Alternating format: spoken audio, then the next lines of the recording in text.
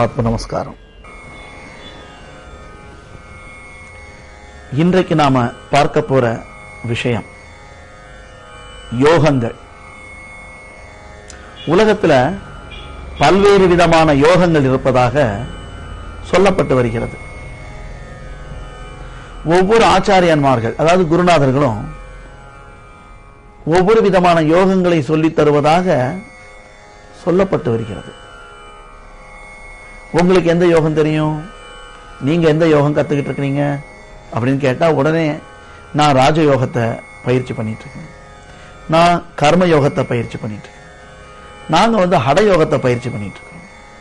இப்படி ஒவ்வொருத்தரும் ஒவ்வொரு வகையான யோகங்களை சொல்லுவாங்க.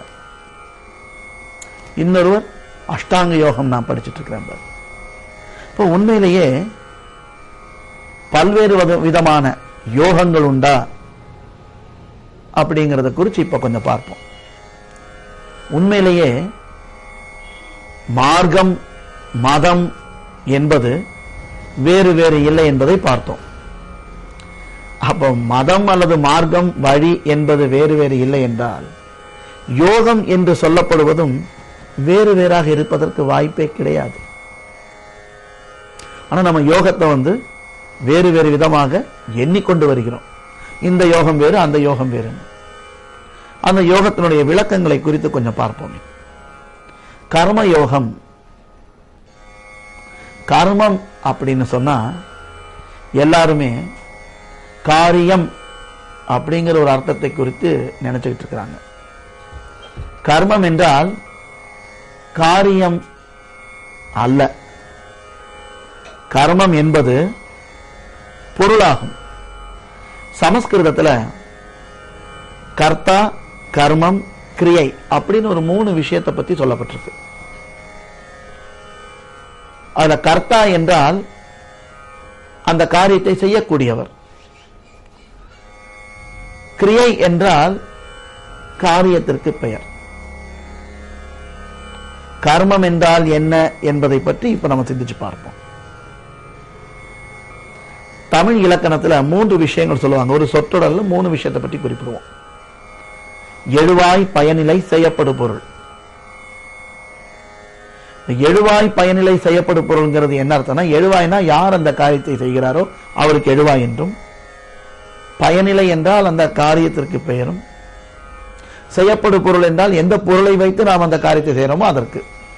இது நம்ம எல்லாருமே சிறு வயதுல தமிழ்ல படிச்ச விஷயம் தான். உதாரணம் சொல்லுவோமே, கந்தன் மாங்காய் உண்டான். இப்ப கந்தன் மாங்காய் உண்டான் அப்படின்னு வரும்போது கந்தன் என்பவன் செய்யக்கூடியவர், கந்தன் தான் எழுவாய், அதாவது கர்த்தா. உண்டான் என்று சொல்வது பயனிலை, அதாவது கிரியை என்று பொருள். கந்தன் எதை உண்டான்னு கேட்கும் பொழுது அங்க செய்யப்படும் பொருள் வெளியில் வருகிறது. மாங்காய் உண்டான், இந்த மாங்காய் என்பது கர்மமாகிறது. அப்போ கர்த்தா கர்மம் கிரியையில் கிரியை செயலாகிறது. அப்ப கர்மம் என்பது செயலாக வருமா? அல்ல. கர்மம் என்பது காரியம் அல்ல, கர்மம் என்பது செய்யப்படும் பொருளாகும். ஆகவே ஒரு மனிதனுக்கு கர்மம் தீர்ந்ததுனால இறந்து விடுகிறான்னு நம்ம சொல்றோம். அது வேற ஒண்ணும் இல்லை, அவனிடம் உள்ள அந்த பொருள் தீர்ந்து விட்டதனால், கர்மமாய் இருக்கக்கூடிய அந்த பொருள், அந்த செய்யப்படும் பொருள் தீர்ந்து விட்டதனால் அவன் இறந்து விடுகிறான் என்று நாம் சொல்கிறோம். அந்த செய்யக்கூடிய பொருள் என்னவென்று கேட்டால் ஆன்மாவாகும், பிராணனாகும். ஆக கர்மா என்பது, கர்மம் என்பது நம்மிடையே நம்முள்ளே செயல்பட்டு கொண்டிருக்கக்கூடிய அந்த பொருளையாகும் குறிப்பது. அப்ப இந்த பிராணன் என்பது இங்கே மூச்சாக ஓடிக்கொண்டிருக்கிறது. ஆக கர்மம் என்கின்ற மூச்சு, அதாவது வாயுவை யோகம் செய்ய வேண்டும். யோகம்னா சேர்க்கை என்ற அர்த்தம். இரண்டை ஒன்றாக சேர்ப்பிப்பது யோகம்.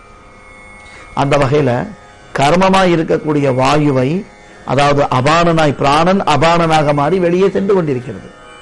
அந்த வெளியே சென்று கொண்டிருக்கக்கூடிய அந்த அபானனை அப்படி போக விடாமல் பிராணனாக நிறுத்தி அந்த பிராணனை உயர்நிலைக்கு சிரசுக்குள் ஏற்றும் பொழுது, சிரசிலேயே நிலைநிறுத்தும் பொழுது அது ஈஸ்வரனாகிறது. அதற்கு பேர் தான் கர்மயோகம். உலகத்தில் எந்த காரியம் செய்வதா இருந்தாலும் இந்த கர்மமா இருக்கக்கூடிய வாயு பிராணன் இல்லை என்றால் யாதொன்றுமே நமக்கு செய்ய முடியாது. இது கர்மயோகம் என்று பெயர். ராஜயோகம் என்றால் ராஜாவா இருக்கக்கூடியது இப்பொழுது ரஜோகுணம். அந்த ரஜோகுணம் என்பது விஷ்ணுவாகும், மனமாகும். அந்த மனதை சேர்க்க வேண்டும். எதில்? பிராணனில் சேர்க்க வேண்டும். ஆக வாயு என்று சொல்லப்படுவது சுவாசம் மூக்கினுடைய இந்த இடத்தில் ஓடும் பொழுது அதற்கு வாயு என்று பெயர். அந்த வாயுவுக்கு மனம் என்று பெயர். அந்த மனம்தான் விஷ்ணு. அந்த விஷ்ணு தன்னுடைய பிராணனில் சென்று சேர வேண்டும். வெளியே போய்கொண்டிருக்கக்கூடிய வாயுவை அப்படி போக விடாமல் உள்ளே பிராணனில் நிறுத்துவது என்று சொன்னதைப் போல இங்கு வெளியே சென்று கொண்டிருக்கக்கூடிய மனதை அப்படி போக விடாமல் உள்ளே இருக்கக்கூடிய பிராணனில், அதாவது ஜீவனில் சென்று நிறுத்த வேண்டும். அது ராஜயோகம். ஹட யோகம் என்றால் ஹ அப்படிங்கிற அந்த எழுத்திற்கு பெயர் அர்த்தம் இயற்கை என்றாகும். ஹ என்றால் இயற்கை, ட என்றால் அடக்குதல். இப்பொழுது நம்முடைய இயற்கையான சுபாவம் மனமாக மாறி வெளியே சென்று கொண்டிருப்பது, மனதால் ஆளப்படுகிறது. மனதால் ஆளப்படுகின்ற அந்த சுபாவத்தில் இயற்கையில் நாம் இருப்பதால் அந்த மனமாய் இருக்கக்கூடிய அந்த இயற்கையை ட என்பது அடக்குதல் வேண்டும். மனதை வெளியே சென்று கொண்டிருக்கக்கூடிய மனதை உள்ளே அடக்குதல் எதுவோ அது அஹட யோகமாகும். அடுத்தது அஷ்டாங்க யோகம். அஷ்டாங்கம் என்பது 8 விதமான அங்கங்கள் இருக்கிறது. அது காமம், குரோதம், லோபம், மோகம், டம்பம், மதம், மாச்சரியம், அசூயா என்று சொல்லக்கூடிய 8 விதமான குணங்கள் நம்மிடமிருந்து புறப்பட்டு வெளியே வருகிறது. அப்படி நம்மிடமிருந்து புறப்பட்டு வெளியே வரக்கூடிய இந்த 8 விதமான குணங்களையும் நம்மிலேயே நிலைநிறுத்தினால், யோகம் செய்தால் ஞானத்தை பெறுகிறோம். அது ஹடயோகமாகிறது. ஆனால் பொதுவா நம்ம உலகத்தில் இப்ப சொல்லி வரக்கூடிய விதங்கள் வேறு வேறு வழியிலாகும். சரியை, கிரியை, யோகம், ஞானம் என்று சொல்வதைப் போல இந்த அஷ்டாங்க யோகத்திற்கும் யமம், நியமம், ஆதனம், பிரத்யாகாரம், பிராணாயாமம், தாரணை, தியானம், சமாதி அப்படின்னு சொல்லக்கூடிய வழிகள்லாம் சொல்றாங்க. இது எல்லா யோகங்களிலும் உண்டு. இந்த மார்க்கத்தை ஸ்தாபித்த காட்டிக் கொடுத்த ஞானிகள் அனைவரும் இந்த வழியில் தான் சொல்லிக் கொடுக்கிறார்கள். தனித்தனியா வேற எந்த வழிகளும் ஒன்றும் கிடையாது. அஷ்டாங்க யோகத்துக்கு மட்டும்தான் நியம நியமங்கள் இருப்பதாக நினைக்க வேண்டாம். எல்லா மார்க்கங்களிலும் எல்லா யோகங்களிலும் நியமம், நியமம் அனைத்தும் உண்டு. ஆனா உண்மையில அஷ்டாங்க யோகம்ங்கிற வார்த்தைக்கு அர்த்தம் இந்த 8 விதமான அங்கங்கள் நம்ம உடம்புல இருந்து வெளியில வந்துகிட்டு இருக்கு. அதை உள்ளே நிலைநிறுத்த வேண்டும்.